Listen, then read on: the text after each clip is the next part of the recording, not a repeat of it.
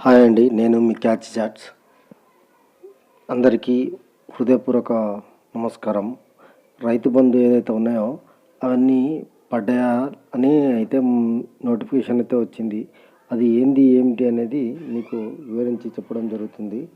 అయితే వివరాల్లోకి వెళ్ళే ముందు మీకు ఒక చిన్న విజ్ఞప్తి ఏంటంటే, ఈ వీడియో నచ్చితే మీరు దయచేసి లైక్ చేసి షేర్ చేయండి.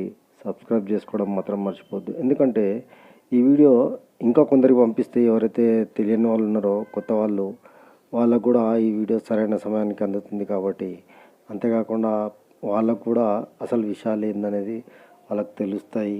కాబట్టి దయచేసి మీరు ఈ వీడియో పూర్తిగా ఎక్కడ స్కిప్ చేయకుండా పూర్తిగా వీడియో లాస్ట్ వరకు ఎండింగ్ వరకు చూడండి. అప్పుడు మీకు అర్థమవుతుంది. మధ్యలో మీరు ఏదైనా స్కిప్ చేసి చూస్తే అసలు ఏంది అనేది మీకు అర్థం కాదనమాట. కాబట్టి దయచేసి మీరు పూర్తిగా వీడియోను చూడవలసిందిగా కోరుకుంటున్నాను.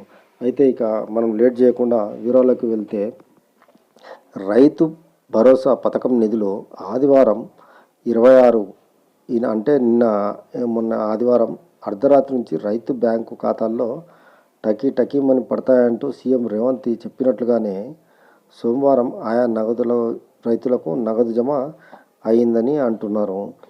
ప్రభుత్వం ప్రతిష్టాత్మకంగా తీసుకున్న ఈ పథకం కింద 561 మండలాల్లోని 577 గ్రామాలకు చెందిన 4,41,911 మందికి పెట్టుబడి సాయం అందింది అని చెప్పుకోవచ్చు. మొత్తం 9,48,333 ఎకరాలకు సంబంధించి 569 కోట్లు ఖాతాల్లో జమ అయ్యాయి. వీరితో పాటు ఇందిరమ్మ ఆత్మీయ భరోసా పథకం కింద భూమి లేని వ్యవసాయ కూలీ కుటుంబాలకు కూడా సాయం అందిందని చెప్పుకోవచ్చు. మొదటి విడతగా తొలి రోజు 18,180 మంది వ్యవసాయ కూలీల ఖాతాల్లో ఒక్కొక్కరికి 6,000 చొప్పున జమ చేశారు. ఈ రెండు పథకాలకు కలిపి 579 కోట్లను ఆర్థిక శాఖ విడుదల చేసింది. గణతంత్ర దినోత్సవాన్ని పురస్కరించుకొని ప్రభుత్వం ఆదివారం ఒకే రోజు 4 సంక్షేమ పథకాలను ప్రారంభించిన విషయం తెలిసిందే. రైతు భరోసా, ఇందిరమ్మ ఆత్మీయ భరోసా, రేషన్ కార్డులు, ఇందిరమ్మ ఇండ్ల పథకాలకు శ్రీకారం చుట్టిన రేవంత్ సర్కారు. వీటి ద్వారా తొలి రోజు మొత్తం 6,15,677 మంది అర్హులకు లబ్ధి చేకూరింది. ఆయా గ్రామాల్లోని రైతులకు రైతు భరోసా, వ్యవసాయ కూలీలకు ఇందిరమ్మ ఆత్మీయ భరోసాతో పాటు రేషన్ కార్డుల జారీ కోసం దరఖాస్తు చేసుకున్న వారిలో అర్హులను ఎవరైతే ఉన్నారో వారికి కార్డులు జారీ చేశారు. అంటే ఇవి ఊర్లలో చేసినాయి, ఇక్కడ చేసినాయి కాదు. ఇల్లు లేని కుటుంబాలకు ఇందిరమ్మ ఇళ్ళ మంజూరు కూడా పత్రాలను అందజేశారు. 26న బ్యాంకులకు సెలవు కావడంతో సోమవారం ఉదయం నుంచి ఈ నిధులు రైతుల ఖాతాల్లోకి చేరాయి. భూమి లేని రైతు కూలీలకు 6,000.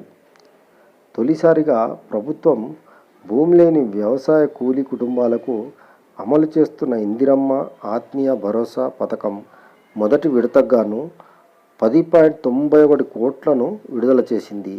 తొలి రోజు 18,180 మంది వ్యవసాయ కూలీల ఖాతాల్లో ఒక్కో కుటుంబానికి 6,000 చొప్పున ఈ నగదును జమ చేశారు.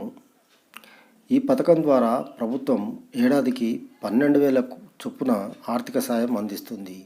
కాగా 10 ఏళ్లుగా రేషన్ కార్డుల జారీ కోసం ఎదురు చూస్తున్న వాళ్ళందరికీ నిరీక్షణ ఫలించింది అనుకోవచ్చు. రేషన్ కార్డుల్లో అదనపు కుటుంబ సభ్యుల పేర్లను నమోదు చేశారు.